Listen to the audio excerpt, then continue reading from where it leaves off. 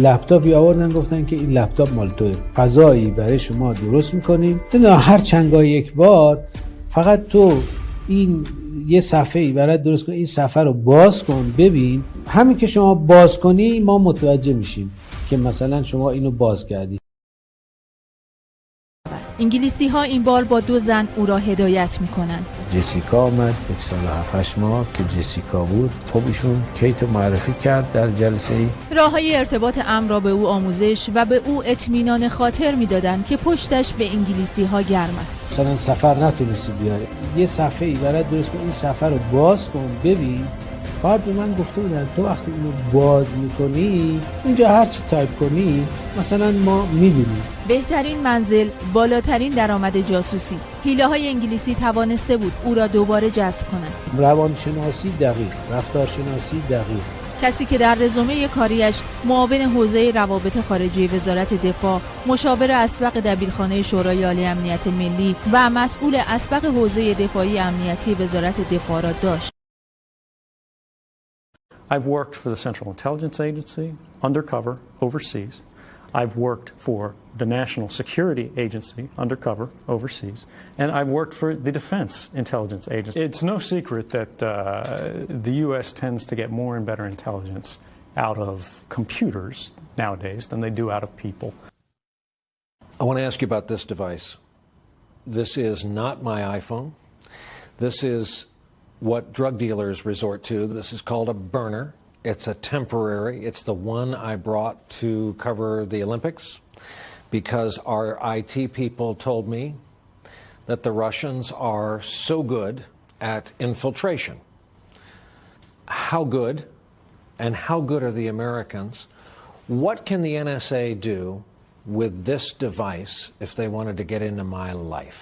Any intelligence service in the world that has significant funding and a real technological research team can own that phone the minute it connects to their network. As soon as you turn it on, it can be theirs. They can turn it into a microphone, they can take pictures from it, they can take the data off of it. Can anyone turn it on remotely if it's off? Can they turn on apps? Did anyone know or care that I Googled the final score of the Rangers-Canadiens game last night because I was traveling here? I would say yes to all of those. They can absolutely turn them on with the power turned off to the device. That's pretty scary. If I gave you a laptop, could you access the documents? Well, a government or a hacker or some other nefarious individual would say yes. You couldn't remotely electronically access material. The screen may be off as it's sitting on your desk, but the device is talking all of the time. The question we have to ask is who is it talking to? Look up Citizen Lab and the NSO group. And what they have found is all the people who are being targeted by the NSO group, the classes of people, the countries that are using this.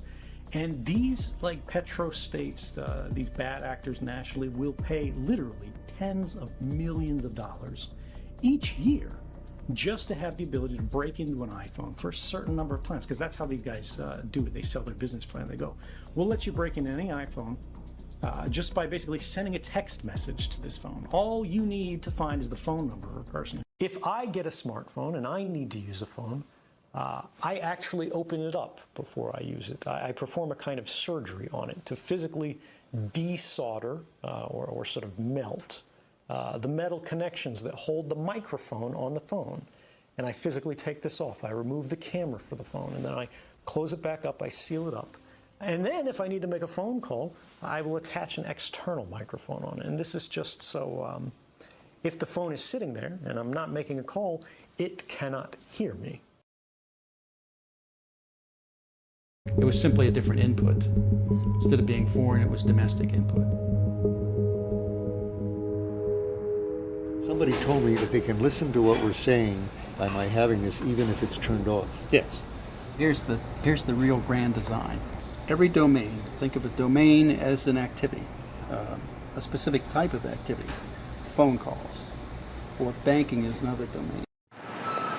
Already monitoring telephone lines and the internet, according to the New York Times, the NSA has now bugged 100,000 computers around the world.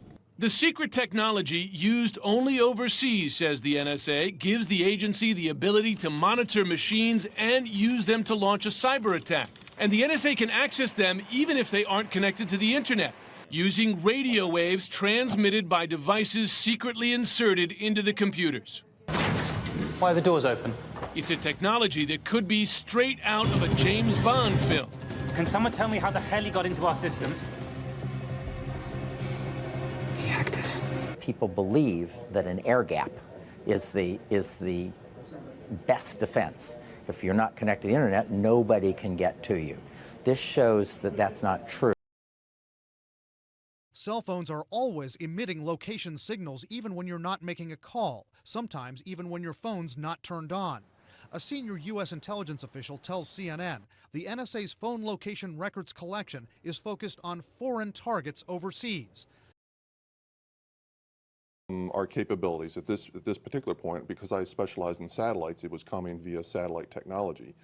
And that's when I found out that the United States were, at that time, using satellites to spy on American citizens. So the recent leak by Edward Snowden shows us that the NSA surveillance program didn't slow down. In fact, it's probably got more sophisticated. We now know the NSA can wiretap almost anyone and has access to their private data. Are we surprised? Or do these leaks simply confirm the work of many other whistleblowers over the past decade? The NSA's latest trick of pulling data off isolated computers might look like advanced tech, but some of it relies on old-school radio waves. A report in the New York Times details an NSA program called Quantum that gives the agency access to compromised computers, even if those computers aren't connected to the internet. The Times based its report on leaked material by former NSA contractor Edward Snowden and other documents, like technical details of the program published by Der Spiegel last month. Quantum uses devices disguised in innocuous USB cables or installed on the computer's internal circuit boards. These bugs can send traffic over radio frequencies to receiver stations several miles away. The agency also reportedly used Quantum software as part of the Stuxnet cyber attack on Iran's Natanz uranium enrichment facility, where it mapped out the target network and transmitted details back to coordinators.